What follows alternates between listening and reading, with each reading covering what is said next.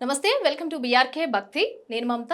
ముందుగా మనకి ఈ నెక్స్ట్ వచ్చే ఫిబ్రవరిలో ద్వాదశ రాశుల వారికి ఏ విధంగా ఉండబోతోంది అని చెప్పి తెలియజేయడానికి మనతో పాటు ప్రముఖ జ్యోతిష పండితులు గోనుగుంట్ల సురేష్ బాబు గారు మనతో ఉన్నారు. నమస్తే గురుగారు. అమృత గారు నమస్కారం అండి. సో ఇప్పుడు 12 రాశులలో మొదటిది మేషరాశి. సో వారికి ఏ విధంగా ఉండబోతోందంటారు ఈ ఫిబ్రవరిలో? మనం మేషరాశి కనుక చూసుకుంటే ఫస్ట్ వీళ్ళకి ఇందులో వచ్చిన నక్షత్రాలు అశ్విని 1, 2, 3, 4 పాదాలు, భరణి 1, 2, 3, 4 పాదాలు, కృతిక ఫస్ట్ పాదం. ఇవంతా మనకి మేషరాశిలో ఉంటాయి నక్షత్రాల ప్రకారం.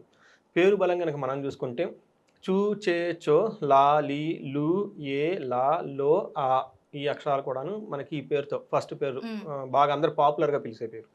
కనుక ఈ అక్షరాలతో ఉంటే వాళ్ళు కూడా మేషరాశి అవుతుంది. కొంతమంది కన్ఫ్యూజన్ ఏమండి, నేను మన రియల్ టైంలో ఒక కాల్ వచ్చింది నాకు ఇలానే. పెళ్ళికి ముందు నాకు ఒక పేరు ఉండేదండి, పెళ్ళైన తర్వాత ఒక పేరు ఉందండి, ఏ పేరు తీసుకోవాలండి అని చెప్పేసి.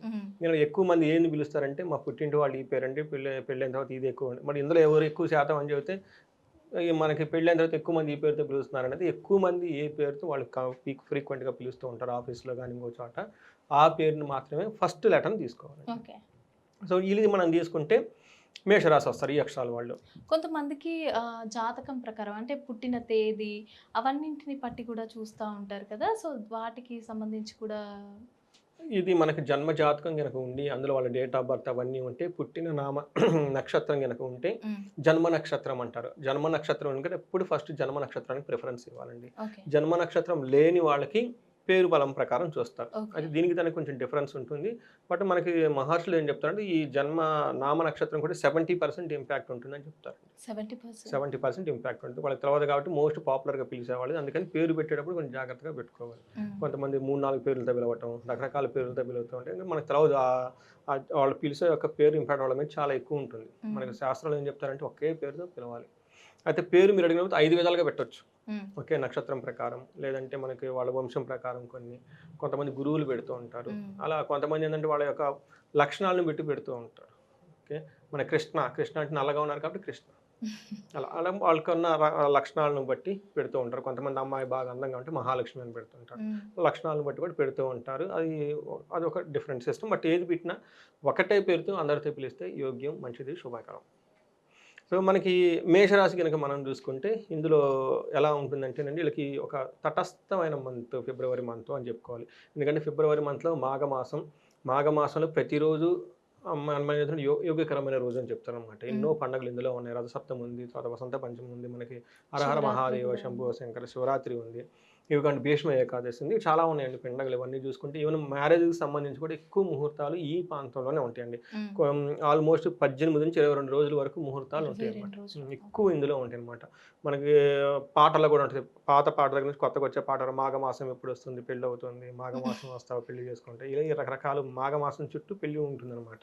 అంతేకాకుండా విగ్రహ ప్రతిష్టలు, ప్రాణ ప్రతిష్టలు, తర్వాత గుడికి ప్రతిష్ట, మన గుడిని మనం ఎక్కడో దేవుడు ఉంటారో ఆ దేవుడిని తీసుకొచ్చి ప్రతిష్ఠ చేయాలన్నా కానీ ఈ మాసమే, మాఘమాసంలో మనకి ఇది చాలా పవిత్రమైనది. ఇంకా మనకి ఉత్తరాయణం స్టార్ట్ అయిన తర్వాతే మనకి పుణ్యం తిథులు స్టార్ట్ అయిపోతాయి, పుణ్యం మాసాలు స్టార్ట్ అయిపోతాయి. అందులో ఫస్ట్ వచ్చేది మనకి ఏమవుతుందంటే మకర సంక్రాంతి 15 డేస్ ఇటు శూన్యమాసం ఉంటుంది. అది అయిపోయిన తర్వాత ఫస్ట్ వచ్చేది మాఘమాసం అనమాట. సో ఈ మాసంలో ప్లానెట్స్ కూడా అందరికి ఇబ్బంది పెట్టవండి. నేను చాలా గమనించినది, మనకున్న 12 రాసుల్లో కరెక్ట్గా 2-3 రాసులకు మాత్రమే కొంచెం ఇబ్బందిగా ఉంది. మిగతా రాసులంతా తటస్థంగా ఉంటుంది, బాగుంటుంది అంతే తప్ప. సో ఇది చూడండి, మన మహర్షులు ఎలా పెట్టారో, గ్రహస్థితి ఎప్పుడు అనుకూలంగా ఉంటుందో అందరికి అప్పుడే పండుగలు అవన్నీ పెట్టేశారు. అంటే పెళ్ళిళ్ళు కూడా ఆ టైంలోనే పెట్టారు. ఎందుకంటే పెళ్ళిళ్ళకి వెళ్తూ ఉంటారు, ఎవరు ఇబ్బంది పడకూడదు, లేకుంటే ఊరి జాతరలు జరుగుతుంటాయి, ఎవరు ఇబ్బంది పడతారు, అందులో పార్టిసిపేట్ చేయాలి. కొన్నిసార్లు చూసారు అప్పటిదాకా హెల్త్ బాగలేని వాళ్ళు కూడాను ఈ టైంలో వాళ్ళకి హెల్త్ బాగుంటుంది. పెళ్లి జరుగుతుంది, పెళ్లికి వర్క్ ఎలా పడుకొని ఉంటాము అని లెగిసి యాక్టివ్గా పనులు చేస్తూ ఉంటారు. సో కొంతమంది డబ్బు ఉండదు, ఏదో ఒక టైంకి ఆ టైంకి డబ్బు వచ్చేసి, సో డబ్బులు అడగాల్సిన అడగాలి, పండగలు అప్పుడు ఏమో తెలియని వదిలేసేయండి అని చెప్పేసి. అందుకని చెప్పేసి ఇది అందరికీ న్యూట్రల్, ఒక తటస్థమైన ఫీలింగ్ వచ్చి శుభకారాలు చేయడానికి చాలా అనుకూలమైన మాసం. సో మేషరాశి వారికి ఏదైనా ప్రాబ్లం ఉంటే వారికి ఈ పరిహారాలు ఏమైనా ఉన్నాయా? ముందు వాళ్ళకి గ్రహస్థితి చూద్దాం, తర్వాత పరిహారాలకు వెళ్దాం. సో ఇది వీళ్ళకి తటస్థమైన మంత్, అంటే న్యూట్రల్ అయిన మంత్ అని మనం చెప్పుకోవాలి. ఏ విధంగా ఉంటే వీళ్ళకి 11వ ఇంట్లో సూర్యుడు ఉన్నాడండి. జనరల్గా చాలా మంచి జరిగే మాసం అని మనం చెప్పుకోవాలన్నమాట. అయితే కొంతమందికి వీళ్ళకి ఏంటంటే అండి అంత పెద్ద యోగ్యతని ఇవ్వరు. అలానే కొంత ఇబ్బంది పెట్టే పనులు జనమాట. జనరల్‌గా అయితే ఈ టైంలో వాళ్ళకి ధనం ప్రకారం బావుంటుంది. స్వకులాచారః గృహే నిత్యోత్సవం శుభం అని చదువుతుంది. అంటే ఇంట్లో శుభకార్యాలు జరగటము, తర్వాత నిత్యం ఉత్సాహంగా ఉండటం, హ్యాపీగా ఉండటం, స్వీట్‌లన్నీ తినటం, ఇవన్నీ ఎక్కువగా సూర్యుడికి సంబంధించి 11థ్ హౌస్‌లో ఉండటం వల్ల జరిగే అవకాశం ఎక్కువగా ఉంటుంది. అయితే ఈ టైంలో ఏం చేస్తుంటే బ్యాడ్ స్ట్రాటజీ అంటారు. అంటే కన్‌ఫ్యూషన్ ఎక్కువగా కూడా ఉండే అవకాశం ఎక్కువగా ఉంటుంది.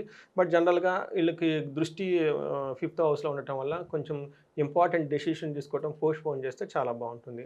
వీళ్ళకి కుజుడు వచ్చేటప్పటికి కూడా చాలా యోగ్యతనిస్తున్నాడండి. వీళ్ళకి మూడో ఇంట్లో ఉండి ఆరో ఇంట్లో, పదో ఇంట్లో యాస్పెక్ట్ చేయటం వల్ల వీళ్ళకి ప్రాఫిట్‌లో చాలా బావుంటుంది. బిజినెస్‌లలో చాలా అనుకూలంగా ఉంటుంది. వీళ్ళకి అంతేకాకుండా వస్త్రలాభం, ధనలాభం చెప్తారండి. ఈ టైంలో వీళ్ళకి న్యూ బట్టలు కొనే అవకాశం ఎక్కువగా ఉంటుంది. ధనలాభం ఎక్కువగా ఉంటుంది. చాలా ఇష్టసిద్ధి అంటే వాళ్ళకి ఇష్టమైన పనులు ఏమైనా గనక చేస్తూ ఉంటే, ఇంతకుముందు ఎప్పుడైనా తలపెట్టి చేస్తూ ఉంటే, ఈ టైంలో వీళ్ళకి మనకి మంచి రిజల్ట్స్ వచ్చే అవకాశం ఎక్కువగా ఉంటుంది. ఓకే. అయితే వీళ్ళకి 12థ్ హౌస్‌లో శుక్రుడు ఉండటం వల్ల ఇది వీళ్ళకి కొంచెం తటస్థకరమైన మంతు అని చెప్పాలన్నమాట. అంటే శుక్రుడు వీళ్ళకి సపోజ్ మంచి చేయకుండా కొంచెం ఇబ్బందులు పెట్టే పరిస్థితి ఉంది. కానీ వేద అన్న కాన్సెప్ట్ వాడటం వల్ల వీళ్ళకి చెడు జరగకుండా చాలా బాగా జరిగే అవకాశం ఎక్కువగా ఉంటుంది. అయితే వీళ్ళకి కొంచెం గుప్త రోగాలంటారన్నమాట. అంటే చెప్పుకోలేని ప్రాబ్లమ్స్ అట్లా కొంచెం రోగం అవన్నీ వచ్చి హెల్త్ కండిషన్స్ కొంచెం ఇబ్బంది పెట్టే అవకాశం ఎక్కువగా ఉంది. బట్ ఓవరాల్ గనక చూసుకుంటే వీళ్ళకి చాలా బాగుందని మనం చెప్పుకోవాలండి.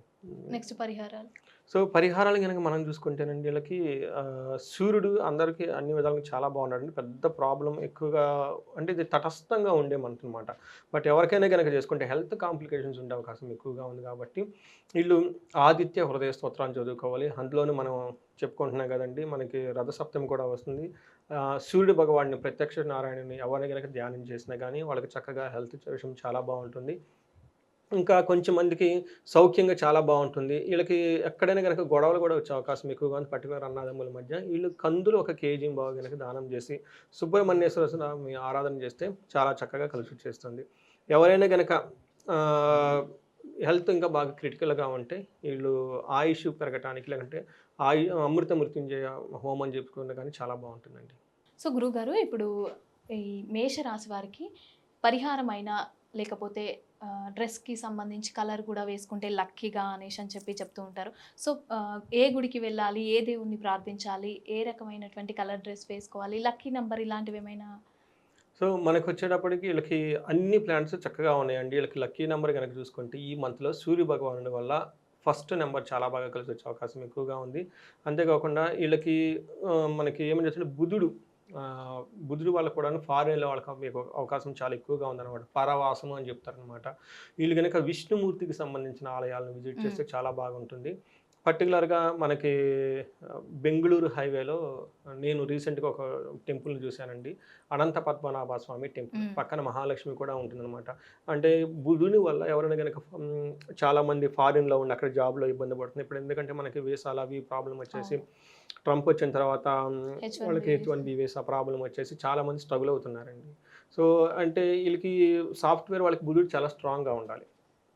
తర్వాత యాంకర్ మీలాగా మాట్లాడటానికి, నాలా మాట్లాడటానికి, బిజినెస్ వాళ్ళు ట్రాన్సాక్షన్ జరగడానికి బుధుడు చాలా స్ట్రాంగ్‌గా ఉండాలి. ఓకే. అయితే ఈ బుధుడు వీళ్ళకి ఆల్రెడీ చాలా యోగ్యతనిస్తున్నాడు. ఇప్పుడు వీళ్ళకి ఫారిన్ ఎళ్ళాలి అనుకున్న వాళ్ళకి చాలా అనుకూలంగా ఉండే అవకాశం ఎక్కువ ఉంది. సౌఖ్యంగా ఉంటుంది, చక్కగా ఉంటుంది. అయితే కొంతమందికి ఇంకా వాళ్ళకి ఇష్టసిద్ధి నెరవేరటానికి గనక అనంత పద్మనాభ స్వామిని ఎక్కడైనా సరే గనక విష్ణుమూర్తిని గనక ఈళ్ళు బాగా విష్ణు సహస్రనామం చదివినా గాని మనకి భీష్మ ఏకాదశి రాబోతుంది. భీష్మ హ్మ్. ఏకాదశి అవును. విష్ణు సహస్రనామం అక్కడే వచ్చింది. భీష్ముడి ద్వారా నోటి అంపశయ్య మీద పడుకున్నప్పుడు వచ్చిందనమాట. అది మనం చాంట్ చేసినా బావుంటుంది. తిరుపతి ఎళ్ళినా ఎక్కడైనా సరే విష్ణువుకి సంబంధించిన ఆలయాలు విజిట్ చేస్తే చాలా చాలా బావుంటుంది. అయితే హైదరాబాద్‌లో ఉన్న వాళ్ళకి ఇక్కడ మనకి దగ్గరలో బెంగుళూరు హైవేలో ఒక శంషాబాద్ ఎయిర్‌పోర్ట్ తర్వాత ఒక 30 కిలోమీటర్స్ దగ్గర పెంజర్ల అనే ఒక విలేజ్ ఉందండి. అక్కడ స్వయంభూ అనంత పద్మనాభ స్వామి ఉన్నారు. హ్మ్. అనంతం అంటే ఏంటంటే అనంత పద్మనాభ అంటే మనకున్న బంధాలు అవన్నీ చిన్న చిన్నవి ఉంటాయన్నమాట. వాటిల్లోనే మనం లైఫ్ అంతా చూస్తూ ఉంటాం. కాదు లైఫ్ అనేది చాలా పెద్దది. అనంతం ఇన్ఫినిటీ అనమాట. హ్మ్. అక్కడికెళ్ళిపోతే అనంతమైన సంపదలు, అనంతమైన కోరికలు అన్నీ మనకు నెరవేరే అవకాశం ఎక్కువగా ఉంటుంది. పక్కన లక్ష్మీ అమ్మవారు గూడా ఉన్నారు గాబట్టి ఎవరైనా గాని పర్టిక్యులర్‌గా సాఫ్ట్‌వేర్ వాళ్ళు, బిజినెస్ వాళ్ళు ఇప్పటిదాకా మనం చెప్పుకునే వాళ్ళు అక్కడ గనక విజిట్ చేస్తే వాళ్ళకి కొంచెం సేపు కూర్చొని అక్కడ మెడిటేషన్ చేయటం, ధ్యానం చేయటం ఇవన్నీ గనక చేసుకోగలిగితే చాలా బావుంటుందండి వాళ్ళకి. చాలా చక్కటి విషయాలైతే తెలియజేశారు గురువుగారు. మేషరాశి వారికి ఏ విధంగా ఉండాలి, ఏ దేవుడిని పూజించాలి అనేసి అని చెప్పి మా ప్రేక్షకులకు తెలియజేసినందుకు థ్యాంక్ యూ. ధన్యవాదాలు. సో చూసారు కదా! ఇది ఇవాల్టి ఎపిసోడ్. మరో ఎపిసోడ్‌లో మళ్ళీ కలుద్దాం.